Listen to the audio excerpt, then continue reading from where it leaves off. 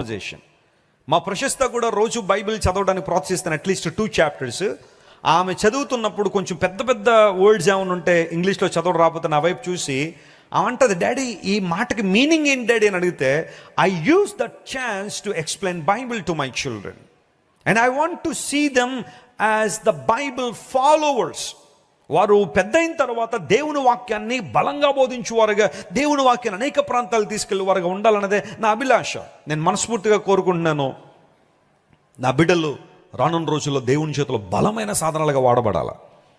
స్వార్థం అనుకోండి, మరొకటి అనుకోండి, but I pray for them, lord put my children in the highest position of this world to influence people with your word. అందుకు గాను వారిని ఎలా నీ కోసం పెంచాలో కావాల్సిన విజ్డమ్ మాకు దయచేయండి అయ్యా. బ్లెస్సీ వెస్లీ గారు, నేను మా ప్రార్థనలు ఎప్పుడు అదే మాటలు, ప్రభువా మా తల్లిదండ్రుల ప్రార్థనల ద్వారా మమ్మల్ని వాడుకుంటున్నావు, మా ప్రార్థనల ద్వారా మా తర్వాత తరాలను ఏం చేయాలా, వాడుకోవాలి.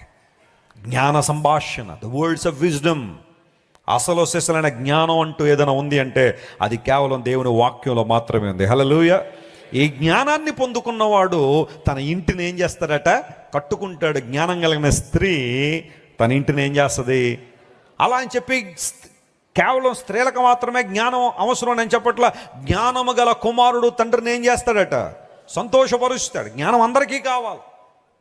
జ్ఞానం కలిగిన స్త్రీ ఇల్లు కట్టినంటే, ఇగో చదువు నీకోసమే, బైబిల్లో ఎన్ని ఉన్నాయి నీకోసం చదువు అంటాడు భర్త. ఈయనకి ఏదో జ్ఞానం అవసరం లేనట్టుగా. నీకు వద్దా జ్ఞానం, నీకు కావాలా. కుటుంబంలో స్త్రీ పురుషులు ఇద్దరు కూడా ఒకే బాధ్యత కలిగి ఉన్నారు. కుటుంబాన్ని కట్టడంలో ఇద్దరు బాధ్యత ఉండాలి. కుటుంబం పాడైపోతే ఇద్దరు రెస్పాన్సిబిలిటీ ఉంటుంది అక్కడ. అందుని బట్టి భార్య భర్తలారా కలిసి దేవుని వాక్యం చదువుకోండి, జ్ఞాన సంభాషణ వినండి, మీ జీవితంలో అద్భుతాలు జరుగుతాయి. చివరి మాట చెప్పి నేను ముగిస్తాను. కొలస్సీలకు రాసిన పత్రిక 4వ అధ్యాయం 6వ వచనం. ఆ మాట చదువుకుని మనం ముగింపులోకి వెళ్తున్నాం.